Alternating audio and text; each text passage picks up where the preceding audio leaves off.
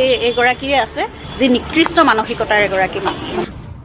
জুবিন গাৰ্গৰ নিচিনা এজন ব্যক্তিক শেষ কৰি পেলোৱা মানুহক যেতিয়া ছাপোৰ্ট কৰিছে তেতিয়াহ'লে সেইগৰাকী অসমীয়া কেনেকৈ হ'ব পাৰে?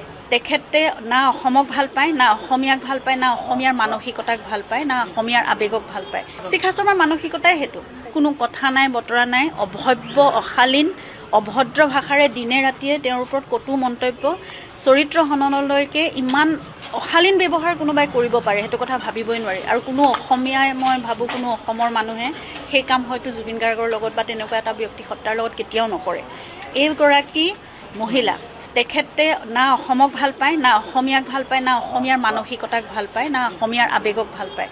গতিকে তেনেকুৱা অশালীন আচৰণ কৰা জুবিন গাৰ্গৰ সেই ব্যক্তিসত্তাটোক যিবোৰ কথা কৈছে সেইবোৰ সঁচাকৈ সহ্য কৰিব নোৱাৰে। লগতে আমাৰ পৰিয়ালটো, মোৰ নননগৰাকীক, পামী বৰঠাকুৰ, মোৰ শহুৰ দেউতা যিগৰাকী অসুস্থ ব্যক্তি, সদ্য পুত্ৰহাৰা এজন 84 বছৰীয়া এজন অসুস্থ ব্যক্তি, তেওঁকো এৰা নাই।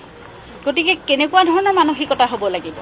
গতিকে আমি ভাবিলোঁ আইনী ব্যৱস্থা এটা লোৱাৰ এটা বহুত তুংগত আহি পৰিছে।